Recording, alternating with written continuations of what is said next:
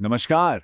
आज हम बात करने वाले हैं भारतीय अर्थव्यवस्था के एक ऐसे नंबर की जिसके बारे में सबसे ज्यादा चर्चा होती है। ये एक ऐसा आंकड़ा है जिसे रोज लाखों लोग देखते हैं और हाँ, इसका असर भी लाखों लोगों पर पड़ता है। लेकिन देखिए, ये सिर्फ एक नंबर नहीं है, इसके पीछे एक पूरी कहानी छिपी है। तो सवाल यही उठता है कि भारतीय अर्थव्यवस्था के लिए इस नंबर का असली मतलब है क्या? तो चलिए शुरू करते हैं। हम एक उदाहरण लेते हैं। मान लीजिए किसी एक दिन का निफ्टी 50 का आंकड़ा है 22,331.40।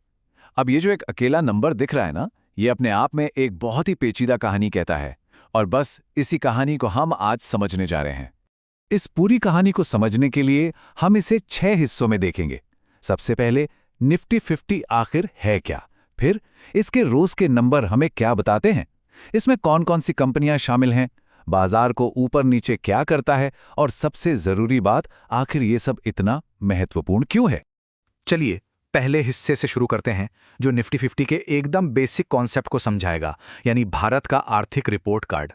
तो अगर हम इसकी किताबी परिभाषा देखें तो निफ्टी 50 एक बेंचमार्क इंडेक्स है। इसका काम क्या है? ये नेशनल स्टॉक एक्सचेंज पर लिस्टेड भारत की 50 सबसे बड़ी और सबसे मजबूत कंपनियों के प्रदर्शन को एक साथ ट्रैक करता है। लेकिन इसे समझने का एक और भी आसान तरीका है।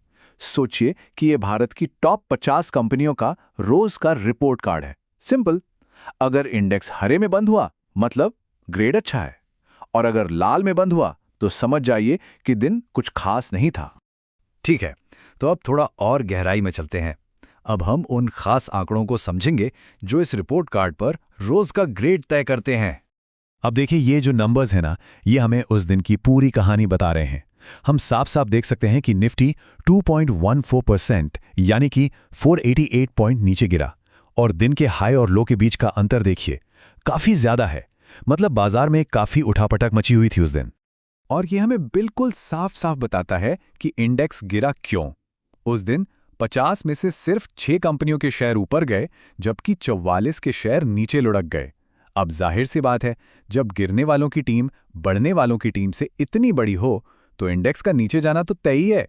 तो अब सवाल ये है कि ये 50 कंपनियां आखिर हैं कौन?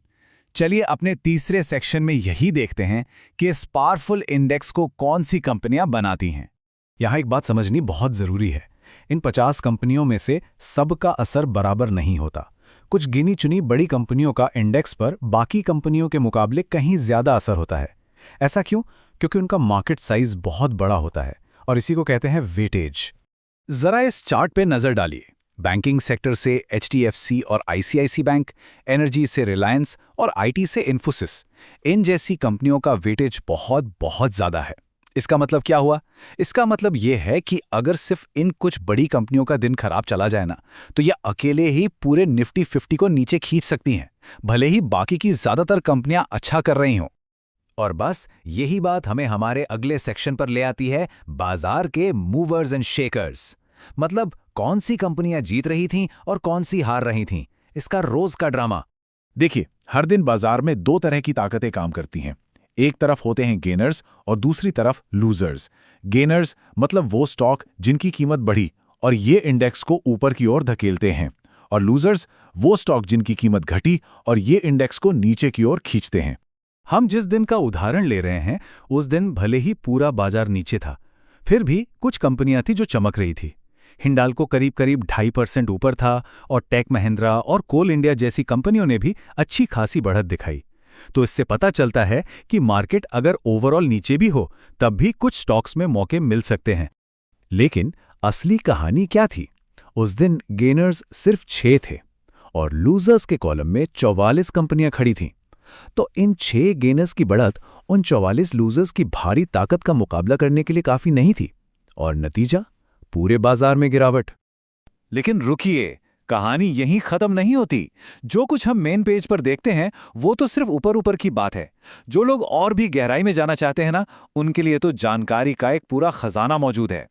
किसी भी लिस्टेड कंपनी के बारे में बहुत कुछ जाना जा सकता है, जैसे कि उनकी कॉर्पोरेट घोषणाएं क्या हैं, हर 3 महीने में उनके वित्तीय नतीजे कैसे आ रहे हैं, या कंपनी में किसकी कितनी हिस्सेदारी है। ये सारा डेटा इन्वेस्टर्स को किसी कंपनी और पूरे बाजार की सेहत को बेहतर ढंग से समझने में मदद करता है।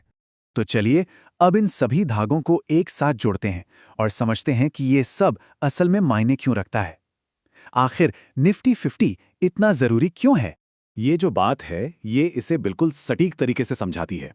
निफ्टी 50 सिर्फ एक नंबर नहीं है, ये बाजार में निवेशकों के भरोसे का एक स्नैपशॉट है, देश की आर्थिक सेहत का एक इंडिकेटर है। ये हमें बताता है कि देश की सबसे बड़ी कंपनियां कैसा परफॉर्म कर रही हैं, जिससे हमें अर्थव्यवस्था की एक बड़ी तस्वीर देखने को मिलती है। और इसका असर बहुत बड़ा है।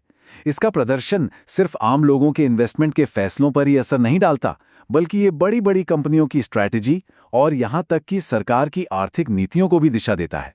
तो अगली बार जब वो नंबर स्क्रीन पर फ्लैश हो तो याद रखिएगा कि वो सिर्फ एक आंकड़ा नहीं है, वो एक कहानी है जो हर रोज एक नया मोड़ लेती है।